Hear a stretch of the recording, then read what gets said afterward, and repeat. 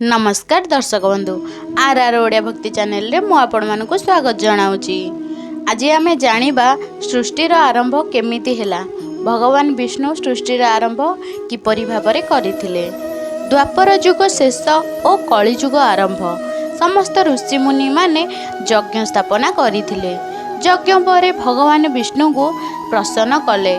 मुनि ऋषि माने गुणगान कले, कीर्तन करिथिले एवं आनंदित मध्य होइथिले। तापरे विष्णु को जनान करिथिले। नैमिष्य अरण्य रे जेतेबेले यज्ञ करुथिबा समय रे ऋषि मुनि माने सूत मुनि आसी पहुँची गले। सूत मुनि समस्त ऋषि मानकर व्याससूत अटंती। व्याससूत मुनि बोली तांको जणा जाए। व्याससूत आसीबार देखि समस्ते आदर देई पूज्य आसन रे बसाइले। कहले, हे मुनिवर, आपण आममानंकु पुराण पाठ विषय रे किछि कुहंतु। आमे सुनिले निश्चिंत भाବରେ मुक्ति पाइबु, घोर कलिकालरू मुक्ति पाइजिबु। सूत मुनि तांको कथा सुनी प्रसन्न हेले ओ तांको सम्मुखरे वर्णना करिथिले। आपणक निकटरे गरुड़ पुराण विषय रे वर्णना करिबि, एहा कहिथिले व्यासदेव। व्यास मुनि जहाँ व्यासदेवଙ୍କ लिखित थिला। गोटे दिनर कथा। गरुड़ भगवान विष्णु निकटरे छिड़ा होई पचारिले, हे जगतकर्ता, आपण मते ए सृष्टि प्रसंगरे किछि कुहंतु। विष्णु प्रसन्न होई कहिले, जेतेबेले सृष्टि आरंभ हेला सेतेबेले ता पूर्वरु मु अवतार नेइथिली। सेही समय रे अह्यग्रव रूप नेइथिली। सेही समय रे वेदवास्य गरुड़ पुराण रचना करिथिले। गरुड़ पुराण रे जहा अक्षर अछि ताहा अमूल्य मूल्य अटे। लक्ष्मीपति जहा गरुड़ंकु कहिथिले सेही परी व्यास लिखिथिले। व्यास जहा लिखिले ताकू माने सूत मुनि माने सकल कहिछंती। जेतेबेले पृथ्वी रे महाप्रलय हेला सेतेबेले प्रभु नारायण अनंत शय्यारे शयन करिथिले। नारायण शोइथिबार देखि सरस्वती नारायण को पाद मंचालिबारे लागिले। एमिति केते काल बीतीगला।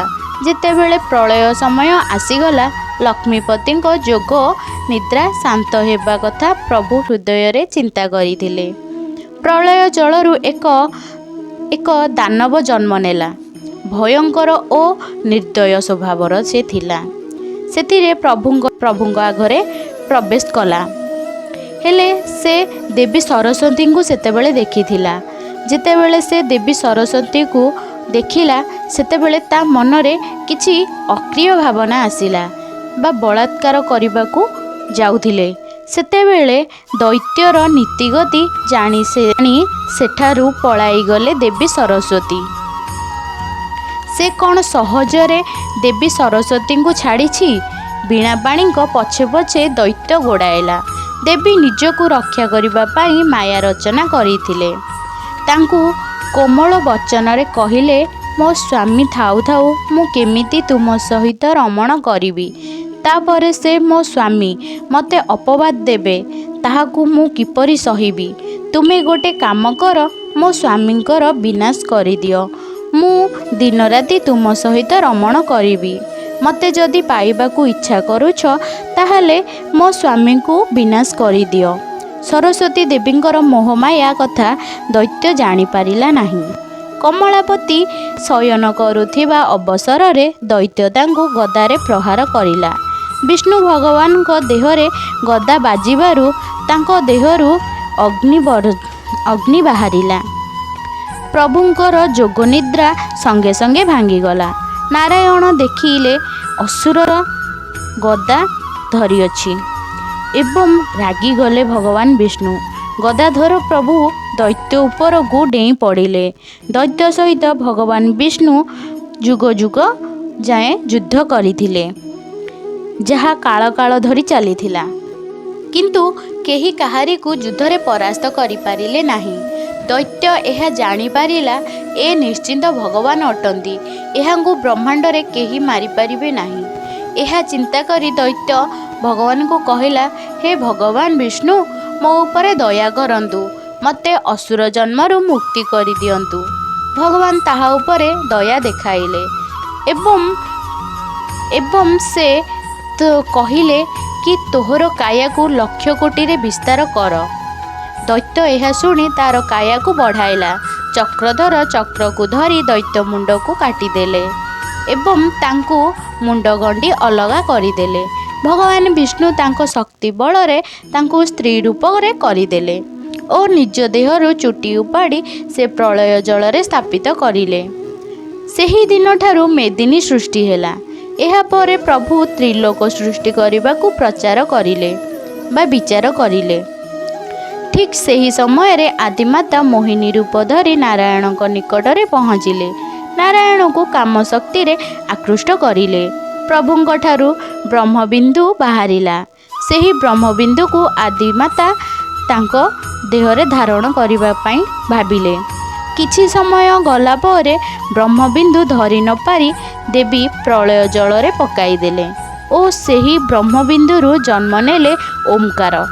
3ଟି ବୀଜ ଉତ୍ପନ୍ନ ହେଲା ଓମ୍ କ୍ଲିଂ ଶ୍ଲିଂ। ଏହି 3ଟି ବୀଜ ହେଲା ବ୍ରହ୍ମା ବିଷ୍ଣୁ ମହେଶ୍ୱର।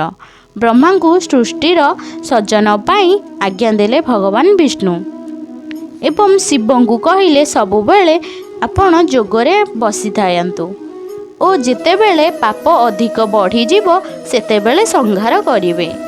ବ୍ରହ୍ମା ଯେତେ ଯାହା ସୃଷ୍ଟି କରିଥିଲେ ସେ ସବୁଥିରେ ଭଗବାନ ବିଷ୍ଣୁ ରହିଲେ। ଯେଉଁମାନେ ବ୍ରହ୍ମକୁ ଚିହ୍ନି ପାରିବେ ସେମାନେ ଏ ଭବସାଗରରୁ ପାରି ହୋଇପାରିବେ, ଏକଥା ବିଷ୍ଣୁ କହିଲେ। ବିଷ୍ଣୁ ମହିମାକୁ କିପରି ବୁଝିପାରିବେ ତାଙ୍କ ପ୍ରୟାସ ବିଷ୍ଣୁ ନାମରେ ନାମିତ ହେଲା ଏବଂ ବ୍ୟାସଦେବ ତାଙ୍କର ପୁରାଣ ବହି ଆରମ୍ଭ କରିଥିଲେ ଲେଖା। ସେ ଯେଉଁ ଲେଖା ଲେଖିଥିଲେ ବ୍ୟାସଦେବ ଯେଉଁ ଲେଖା ଲେଖିଥିଲେ ତାହାକୁ ଆଜି ଆମ୍ଭେମାନେ ପଢ଼ୁଛେ ବା ଜାଣୁଛେ।